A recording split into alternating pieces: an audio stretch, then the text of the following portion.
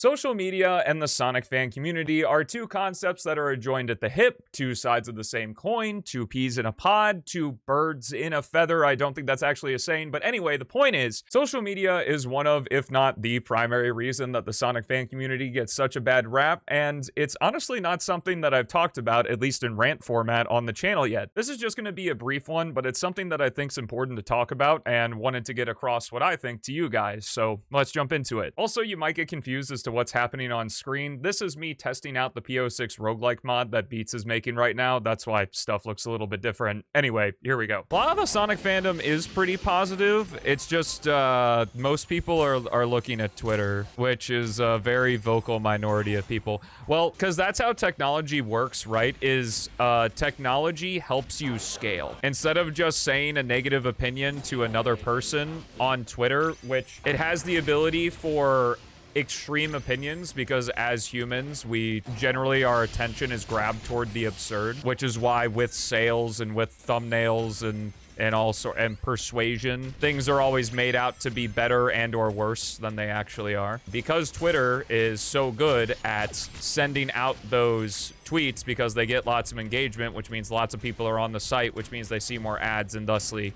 get more money, it makes the perception of the Sonic fandom a lot worse than it actually is. Because I know this is crazy, but if you're not on Twitter, like me, like I have a Twitter account, but I rarely use it for anything. I mostly have a Twitter account because Chaos has a Twitter account, if I'm being honest.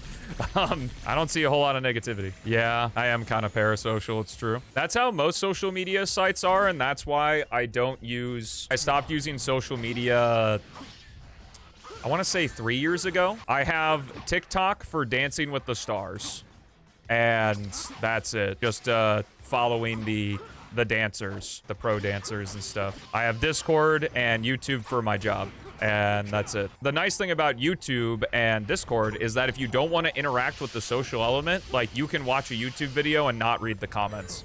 So, which is what I do most of the time. I read my comments a lot, but not comments on other stuff. I know it's like no shit advice, but if you don't like social media, don't use it. I really like the phrase of you're not addicted to social media, you're addicted to the scroll.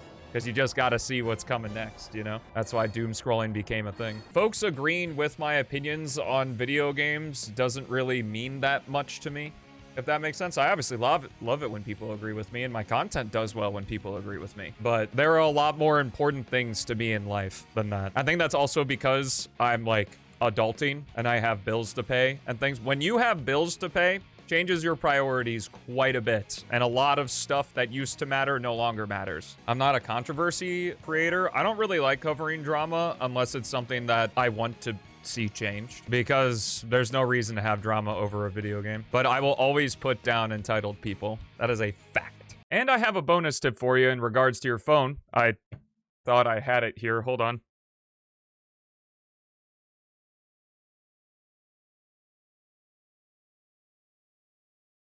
Yeah, I'm wearing pajama pants. What of it? So if you want another pro tip to help ease yourself off of social media, or really just your addiction to your phone in general, iPhones, I know for sure at the very least, have a color filters option, and what you do is you use the grayscale color filter. I cannot tell you how much this has helped me. My phone is so boring to look at now, and whenever I turn it off, it's like, whoa! No wonder I'm so addicted to this thing with how many colors there are on it. But yeah, just a bonus tip there if you want to help wean yourself off of social media or anything like that. Now, I know I'm not saying anything particularly new here, but as the saying goes, we need to be reminded more than we need to be taught. So this was just your little reminder that, hey, remember, these takes are either fake takes or they're just the social media sites pushing the extreme takes for engagement and more money for them. And what I'm about to say might offend some people, so a quick trigger warning here, but it really is as easy as, if you want to stop using social media, to literally just delete the apps, and if you want to go a step further, delete your accounts altogether. That's not something I did in particular. I just deleted the apps, and I know it's much easier said than done, but believe me when I tell you that my life has improved dramatically since I stopped using social media regularly for anything other than my job, including my attention span. Back when I first started dating Haley over 6 years ago, she legitimately thought that I had ADHD, and then when I stopped using social media, all of the symptoms just kind of went away because the sites are trained to keep your attention, and what better attention than constant dopamine hits of brand new stuff every couple seconds, which I think is part of the reason why folks' attention spans has decreased dramatically. Now, I'm not saying ADHD isn't real or any bullshit like that. I'm not a doctor, and the closest thing I have is the first aid merit badge from Boy Scouts. What I'm trying to say is that if you think you have ADHD and you haven't been properly diagnosed, give this a try, because you might find out that it was just the social media app shortening your attention span. And yes, I know that there are more things that go on in ADHD. That's just the most common thing that people bring up. Anyway, I know as a Sonic content creator, I know that people primarily follow me for entertainment and the occasional Sonic factoid and maybe a little trickling of last release news for PO6. But I've gotten a lot of good feedback on the advice and musings that I've said throughout the streams and stuff on just what I've learned from life and sharing it with you all. And the most that I can hope for with that is that it helps one person, even just a little bit. So with that all being said, thank you so much for watching. Have a fantastic rest of your day, and I'll see you in the next one. Good luck on your journey to quitting social media addiction.